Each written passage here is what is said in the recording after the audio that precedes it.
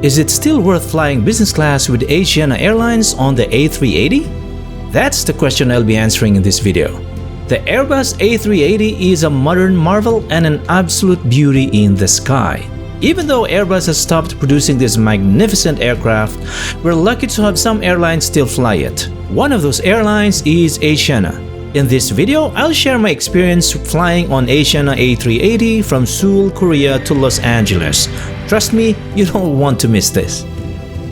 This was our son's first time flying on an A380, and as we walked through the jetway, he was amazed of how huge the aircraft was. Look at the comparison.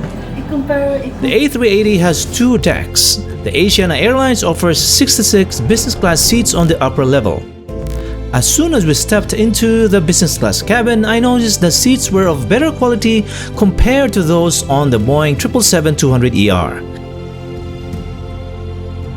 The beige seats with blue accents were a more pleasing color combination. Plus, the seats were cleaner with minimal scuffs and blemishes. I settled into 20A. That's a bit farther from the window. If you prefer a seat closer to the window, go for an odd number seat like my wife's 21A. Most of the seat amenities are located next to the window. There's a storage space for magazines and reading materials, an amenity kit, headphones, and a bottle of water. The slippers are on top of the faux wood finished counter.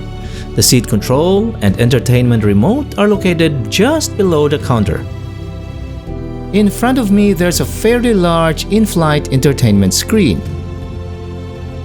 There's a convenient storage space by the window, perfect for stowing my chest bag. On my seat, I found a comfort kit, a blanket, and a small pillow. As I tried the blanket, the crew offered a welcome drink. I opted for the orange juice instead of the champagne. After I finished the welcome drink, I checked out the amenity kit inside the Aigner perfume canvas bag.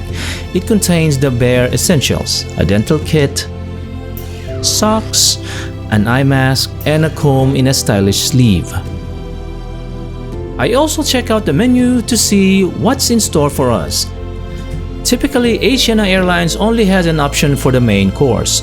For lunch, passengers can choose between Western and Korean dishes. I opted for the Western dish, which has 3 choices: beef, seafood, and chicken. My selection was the pan-seared seafood. I was intrigued by the halibut.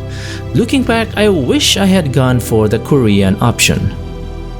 Just before we taxied out of the runway, I decided to check out the entertainment features on this flight. Like the Boeing 777-200ER, the A380 also uses Fiatone headphones, which offer decent sound quality. However, before I could put them on, the cabin manager approached me and introduced herself. The touch control entertainment screen worked much better than those on the 777-200, with noticeably less lag. Unfortunately, the selection of movies and TV shows were limited, with the most options being older titles. As I started watching a movie, I checked for the internet access on the aircraft. Unfortunately, there was none. It's a bit disappointing, but it is what it is.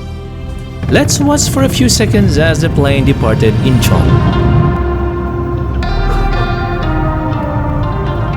So once we hit cruising altitude, the crew started serving lunch.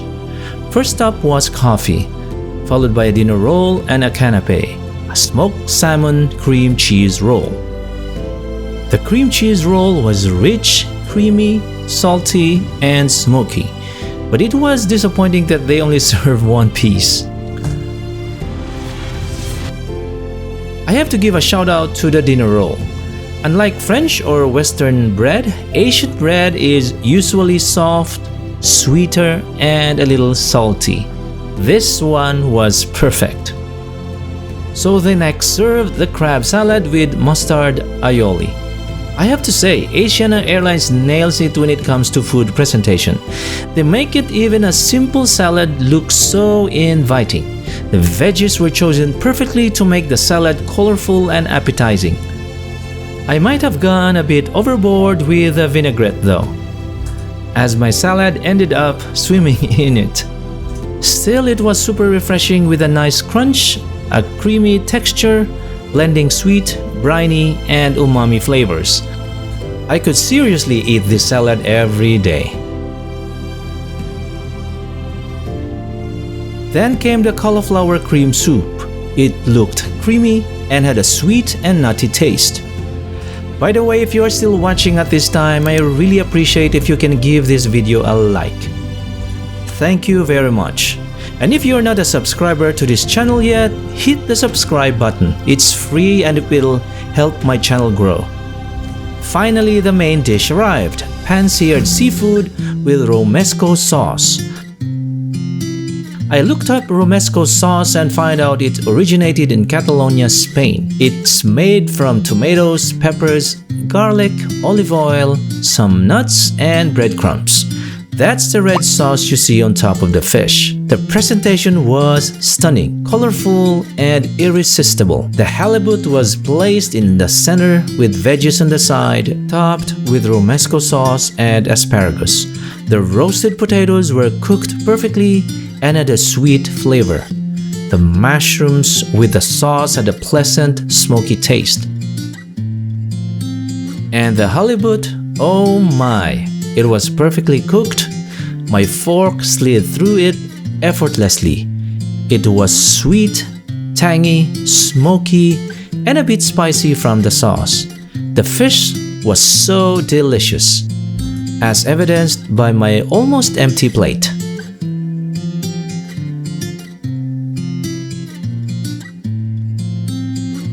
Then they gave us a cheese plate. It had a variety of cheeses along with dried fruits, veggies, and crackers. Since I'm lactose intolerant, I only sampled a small portion of the cheese just to get a taste.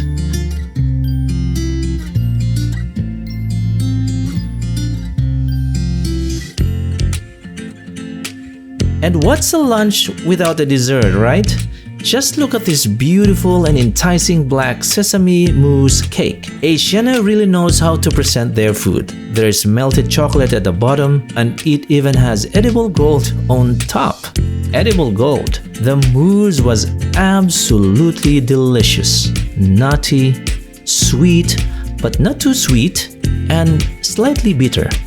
It was just perfect. I couldn't resist finishing it. Honestly, it's one of the best desserts I ever had on a plane.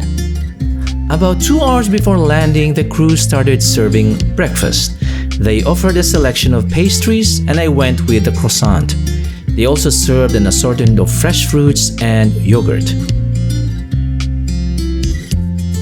The croissant was delicious, but it wasn't crispy, crunchy, or flaky.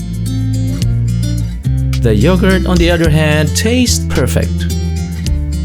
I was particularly curious about the green matcha waffles, so I decided to try them.